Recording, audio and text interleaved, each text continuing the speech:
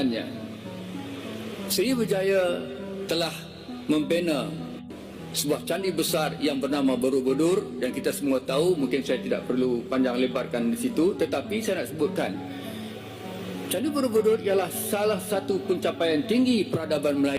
Menguak klaim seputar asal-usul Candi Borobudur, sebuah tinjauan sejarah. Teman-teman, beberapa waktu lalu dunia maya sempat heboh dengan pernyataan seorang profesor asal Malaysia yang mengklaim bahwa Candi Borobudur dibangun oleh orang Melayu.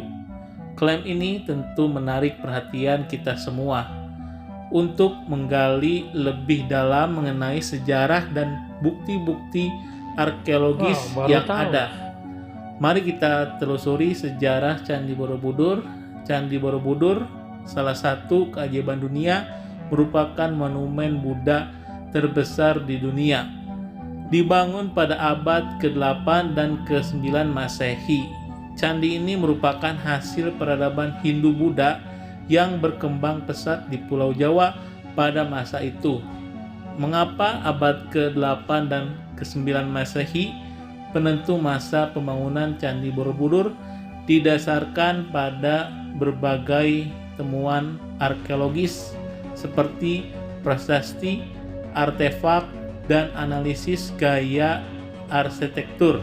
Para ahli sejarah dan arkeolog telah melakukan penelitian intensif selama bertahun-tahun untuk mengungkap misteri di balik candi megah ini. Siapa yang membangun Candi Borobudur? Berdasarkan bukti-bukti sejarah yang ada, Candi Borobudur dibangun oleh masyarakat Jawa pada masa kerajaan Mataram kuno. Kerajaan ini merupakan salah satu kerajaan besar di Nusantara pada masa itu dan memiliki pengaruh yang luas di wilayah Jawa dan sekitarnya. Mengapa ada di kemuncak kegemilangannya, Sriwijaya telah membina sebuah candi besar yang bernama Borobudur, dan kita semua tahu, mungkin saya tidak perlu panjang lebarkan di situ, tetapi saya nak sebutkan Candi Borobudur ialah salah satu pencapaian tinggi peradaban Melayu di zaman itu. Jadi kalau kita tak yakin lagi bahawa orang Melayu di awal zaman sejarah sudah hebat, saya tak tahu apa lagi yang boleh meyakinkan kita. Jadi mulai hari ini orang Indonesia harus hati-hati. Jangan-jangan kotoran kita ikut dilabeli Melayu oleh negara tetangga. Tinggal apa sih yang mereka tidak labeli Melayu?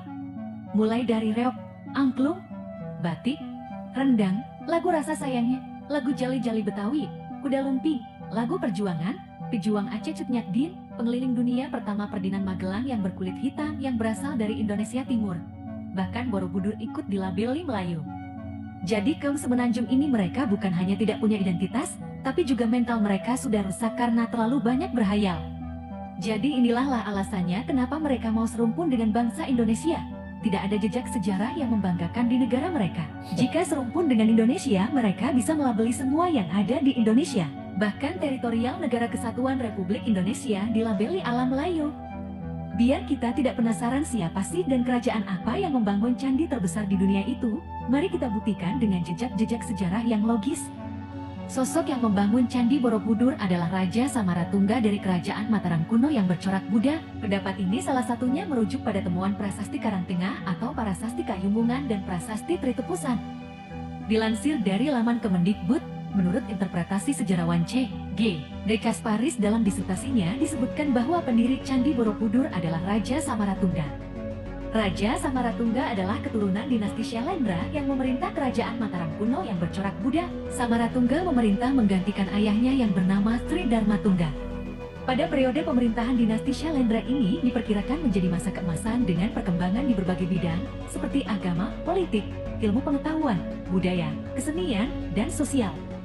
Pertanyaannya, apakah ada Sultan Melayu disebutkan di situ atau menyebut Kesultanan Malaka? Menghayal kok kelewatan. Mungkin di pikiran tetangga kita itu ya, Malaysia itu ya, Indonesia itu juga alam Melayu semuanya. Kalau di Indonesia kan Melayu itu adalah sebuah suku ya, suku Melayu. Makanya ya label serumpun itu sedikit agak bahaya juga ya, karena itu tadi semua apa yang ada di Indonesia karena merasa serumpun, karena merasa dekat itu akhirnya semua bisa dijadikan sejarah atau diceritakan kepada generasi mudanya. Kalau ngomongin Candi Borobudur ya, dari kecil tuh sudah nempel Candi Borobudur adalah salah satu keajaiban dunia. Dan Borobudur itu adalah peninggalan agama Buddha. Itu sih yang ada di pikiranku dari dulu. Nah, ini aku iseng-iseng buka artikelnya ya. Mungkin sedikit banyaknya itu sama apa yang diutarakan video barusan ya. Candi Borobudur merupakan candi Buddha yang dibangun pada abad ke-8 Masehi oleh Raja Samaratungga dari dinasti Selendra.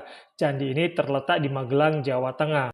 Candi Borobudur dibangun sebagai tempat pemujaan Buddha dan tempat ziarah. Candi Borobudur merupakan salah satu keajaiban arsitektur dan kepercayaan agama Buddha di Asia Tenggara. Candi Borobudur ditemukan pasukan Inggris pada tahun 1814.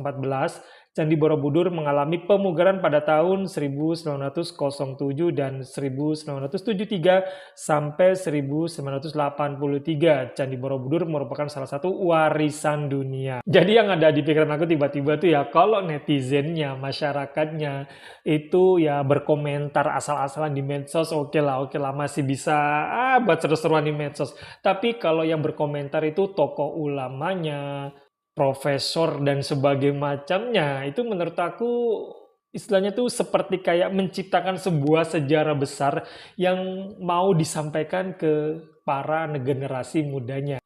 Ya mungkin memang tidak ada sesuatu hal yang besar ya untuk diceritakan ke para generasi mudanya ya. Jadi ya asal comot, asal berbicara. Aku juga sendiri juga kurang paham ya.